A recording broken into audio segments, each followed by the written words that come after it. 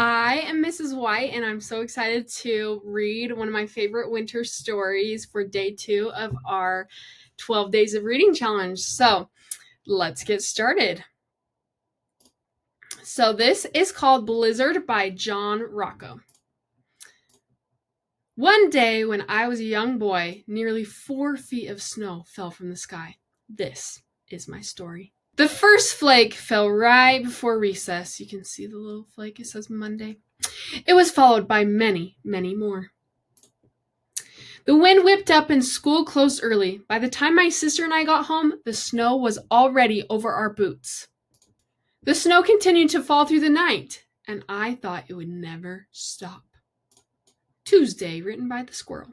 The next morning, the snowdrifts were so high we couldn't open our front door, so we went out the window instead. Be careful. We laughed as we sank deep into the frozen powder. Woof! But walking was hard. It was like trying to move through white quicksand. Every few steps, I had to stop and rest. It was even too deep for our sled. We need sled dogs. We went back inside. We were cold, wet, and tired. Welcome back, explorers. And the dog made a mess. We made camp by the wood stove, and our feet tingled as we sipped hot cocoa made with milk. And he's reading a book called Arctic Survival. On the third day, Wednesday, Dad shoveled the driveway so he could get the car out when the snowplows came. We dug tunnels and secret rooms under the snow. An igloo can keep you warm in sub-zero temperatures. What's an igloo? By day 4, Thursday, the plows still hadn't come. I wondered if we'd ever see grass again. Inside, things got tense. As our food started to run out, I knew we couldn't survive much longer on cocoa made with water. See, the milk is all gone. We need to get to the store, but the roads aren't plowed, and we certainly can't walk through this. Friday. On day 5, I realized it was up to me to take action. I was the only one who memorized the whole survival guide, and I was the only one who knew what equipment was required. He has a tennis racket. I was the only one light enough to walk on top of the snow. On day 6, Saturday, I made a list. Milk, bread, eggs, candy bar. I prepared the sled, then I set off.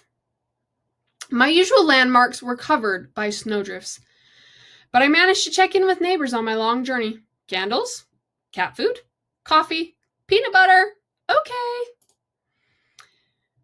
And here's a little map of him going. So you can see he went the wrong way here, so he had to go. He made an angel here. He explored an igloo over here, and he climbed a lookout over here. At last, I reached the store. I was tired, hungry, and chilled to the bone, but I couldn't think about myself. I was on a mission. Are you going to carry all this by yourself? Yes, sir, I've got my sled. Yes, he's on the way back now. I bet his mom was worried. That's why she called the store. On the return trip, I raced to drop off the groceries before the sun went down. Wow! Grateful smiles and cheers gave me the energy I needed to make it back home. Meow! Oh, look, he's almost home. Woof! Yay! That night, we all had hot cocoa made with milk, and it had never tasted better. But there was something else we still needed, he said. It was a perilous journey. Snow plows! It looked as though we would see civilization again after all. It says Sunday. Guess we'll have to go back to school tomorrow. Boo! Thank heaven. I was going stir crazy. We survived the blizzard. So this is actually a true story of a blizzard that happened in 1978 in New England. Luckily for you guys, as online school, if we have a blizzard, we can still go to school. So that makes me really excited, and I'm excited to see some of the snowfall and do all the fun things that we can do in the snow. Bye!